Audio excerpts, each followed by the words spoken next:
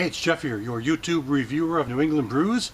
Welcome back to NEBR, New England Beer Reviews. This is my fourth review over the holiday weekend, so I figured I'd do the Sunday review with a beer I've been meaning to review for some time. This is Stoneface Brewing IPA. It's out of Newington, New Hampshire, with an alcohol by volume of 7.2% ABV. I did actually do one of those on-the-spot, one-minute reviews of it at one of the brew fests I attended last year. I forget which one off the top of my head, but I have had this a few times. I just haven't gotten around to doing an actual video review of it. So I figured, well, why not? Independence Day weekend 2015, so I might as well drink a beer that is a lot of people are interestingly looking to find. This brewery opened in spring of 2014. They haven't been open too long, February, March of 2014, somewhere in that time frame. But this Stoneface IPA has just really taken off. Not only in New Hampshire, but people travel from all over New England and really up and down the Atlantic seacoast to try to get their hands on this beer. It is a good beer. I've had it a few times, so I already kind of know what to expect, but it is a beer that I think deserves a full review, which is what I'm going to do now. If you look, you may not be able to see it too well in the glass. It's been, I took a little drive today out to a park. I was thinking of doing a review out there, then changed my mind, so I came back. So might foam up a bit. We will find out. Let's open it and see. Well, it's not foaming too bad. That's good. That's a good thing. So let me give it a pour into the glass here, and we'll see how it all looks and smells and tastes. Although I already know what to expect. Well, it is kind of a foam monster. As I said, I've been driving around today, and this was in the car with me. I was trying to find the right place to actually, do the review, but decided to do it right back at my house. So, regardless of the foam, you can take a look here and see a hazy, pale yellow, orange type color with this big head up top, this cream head, off-white head, but doesn't normally foam up quite this much, but it is for this particular review, unfortunately, but that's how it goes sometimes. So you can see, though, it's a very cloudy, hazy pour. I don't know exactly how recent this bottle is, because they run out. They go to the stores around New Hampshire. It's available only in New Hampshire, and it sells out literally within days. Sells all the time. It's really quite in demand. So let's check out the aroma. I mean, I could pick up the aroma when I was standing over here.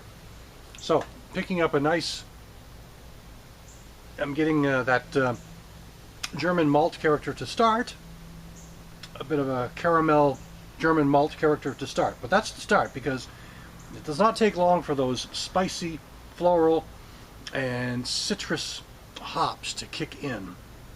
I mean, this does have a nice hop bite on the nose, or hop aroma on the nose. Citrus, pale, citrus, floral, a bit of a spice, so definitely has a nice hop aroma. Let's take a taste now.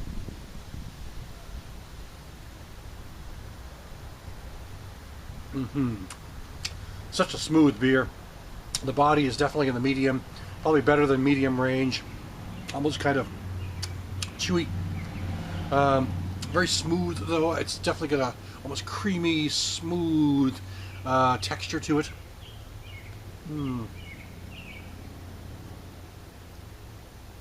There's this amazing malt sweetness to start, and that's what you get on the first sip, but it evolves quickly into the bitter bite at the end. Those spicy and citrus notes that I talked about, the floral notes.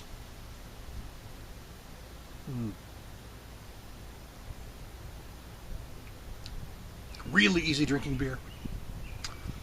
This one, though, I think when you're looking for an IPA, some people really like their beer to be hopped up. I like mine to be a little more balanced. I don't mind. I actually kind of like the bitter bite that I'm getting on this, and I like the bitter bite on a lot of these IPAs I've had. Sometimes, though, it gets too floral for me, too citrusy, too fruity, too piney. All those terms you've heard in other reviews from many of my friends who do reviews on YouTube, and but if it's to me, I like it to have a good hop character, really good hop character, but not something that becomes the beer. To me, that's where a double IPA should be, a more hopped up beer. To me, a regular IPA should have a real notable hop sensation, at least when it's fresh, and a nice balance on the sweet malt side as well, which is what I'm getting in this beer. And again, this beer is very popular in New Hampshire, sells out all the time.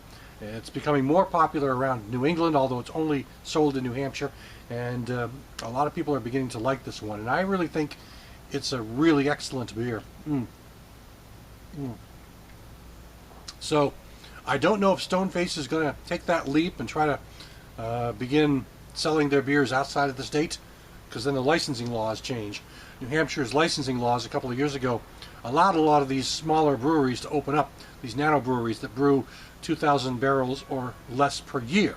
And the licensing is easier, they can self-distribute, and so on. There's a lot of advantages to it, but again, you can only sell the beer in New Hampshire. So if Stoneface wants to expand, they're probably going to have to change their licensing rules to allow them to expand. And then if they do, I think it'll be a popular beer around other parts of New England or other parts of the country, depending on how far they want to go with it. Yeah, again, a bit of a foamy head here that's still sitting there on the bottom of the glass. My fault for letting it shake up a bit beforehand, but still, you can't go wrong with the taste on this beer. It's an excellent tasting beer. It's really a delightful IPA, really well balanced with just enough sweet malt character and a bit of a nice hop bitterness that lingers at the end to keep you satisfied if you like IPAs. So that'll do it for today. This is Stoneface IPA. Thanks for stopping by. I'll catch you again next time.